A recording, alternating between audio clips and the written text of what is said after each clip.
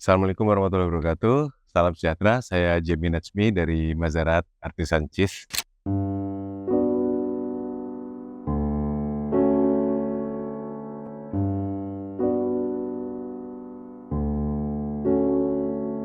Kita sedang ada di Jogja, di tempat produksi kami. Dan hari ini saya pengen cerita tentang bayi-bayi keju kami. Bayi-bayi keju di Mazarat. Satu-satu ya, tiap materi kita ambil satu jenis keju. Kita fokus hari ini di satu keju yang saya pikir teman-teman sudah familiar dengan nama keju ini.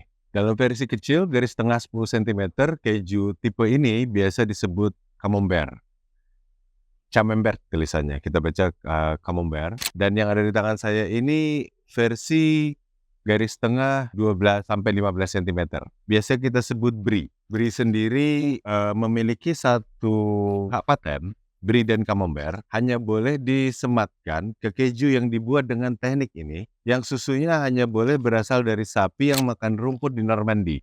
Istilahnya kita sebut hak paten itu dengan istilah AOC, Appellation d'Origine Control. Itu kenapa di Mazarat keju tipikal ini kita beri nama Atat. Kebetulan nama anak saya yang kedua. Karakter khusus dari keju ini adalah semi-soft dengan jamur putih yang meliputi seluruh permukaan keju, atas bawah dan dinding keju.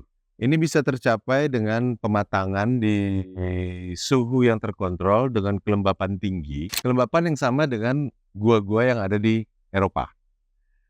Sehingga jamur putih bisa tumbuh dengan baik dalam tempo waktu 7-10 hari.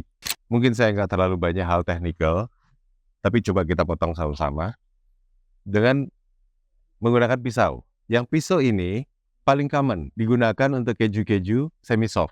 Sedikit saya jelaskan tentang pisaunya. Kita biasa menggunakan pisau seperti ini atau pisau seperti ini.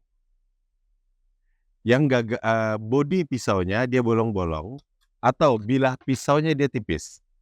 Dengan tujuan untuk menghindari terlalu banyak keju yang menempel di permukaan pisau. Kenapa? Karena tekstur dari keju ini soft. Untuk pematangan menengah, umur-umur muda, keju ini lembut di bawah permukaan jamur putihnya dia lembut, tapi di bagian inti kejunya dia masih cukup chunky atau chalky. Nah, untuk yang sudah pematangan penuh, dia pada saat dipotong tekstur kejunya itu bisa runny. Kita coba potong ya.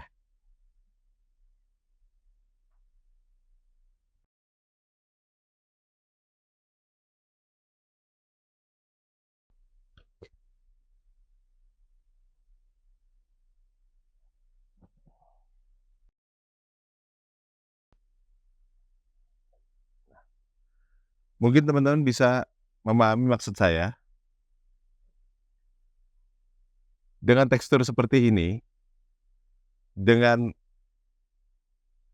tekstur yang relatif semi-soft, tapi belum runny, kita bisa menebak. Keju ini memiliki umur pematangan sekitar maksimum 1 bulan. Karena pada saat dia sudah mencapai 45 hari, di bagian di bawah permukaan, dia akan memiliki tekstur yang little bit runny, soft sekali, seperti mentega di room temperatur. Tapi bagian tengahnya, ini masih cukup padat. Dari warna kuningnya bisa kita lihat kadar fat di keju ini relatif tinggi, sekitar 32% kadar fat di keju ini. Tapi tenang, ini aman dengan kadar fat tinggi. Kenapa? Karena sudah melalui proses fermentasi. Kebetulan istri kadang kalau bikin sourdough bread, kita bikin roti, habis itu kita bolongin tengahnya, kita letakkan keju ini di tengah, lalu kita cucuk-cucuk pakai pisau, kasih garlic, kemudian kita oven 180 derajat selama 10 menit. Lalu di tengah sourdough bread itu kita dapatkan semacam kolam keju, cheese fondue. Atau dengan tekstur seperti ini, kita bisa spread di atas roti baguette. Nah, spreadnya seperti ini. Mungkin kalau bisa dilihat di kamera, keju ini bisa di spread di atas baguette dengan cara seperti ini. Karakternya milky, acidity-nya relatif tidak terasa di mulut, tapi dia kompleks. Flavornya kompleks, creamy, karena kadar fat yang tinggi tadi, dan ada flavor mushroomy dari jamur putih yang biasa kita sebut Geotrichum candidum. Jamur putih ini membreakdown protein sehingga aroma maupun rasanya itu melted di mulut.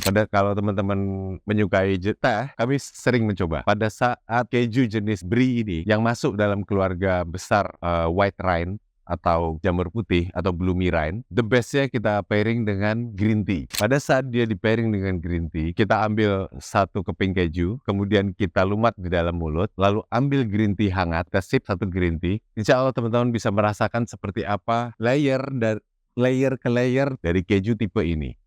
Berbeda antara masuknya, entry, in the middle, dan aftertaste-nya. Jika teman-teman beruntung, pada saat green tea bertemu dengan keju keluarga brie dan camembert ini, potensi sekali untuk meng-create third flavor.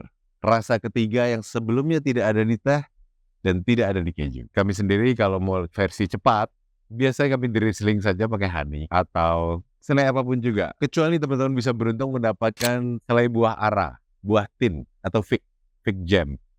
The best. Untuk teman-teman yang mengkonsumsi alkohol, saya bisa merekomendasikan Chardonnay atau Sauvignon Blanc yang dia akan blending dengan harmonis sekali di dalam mulut pada saat teman-teman mempairing keju jenis ini dengan white wine. Kalau mau cari aman, semua jenis wine yang fruity akan jalan dengan baik beriringan dengan keju jenis ini. Jika teman-teman ada komen atau ada suggest lain, kasih tahu kami. Kita akan coba bareng-bareng di waktu yang lain. Selamat sore, saya Jamie dari Mazarat Artisan Cheese. Wassalamualaikum warahmatullahi wabarakatuh.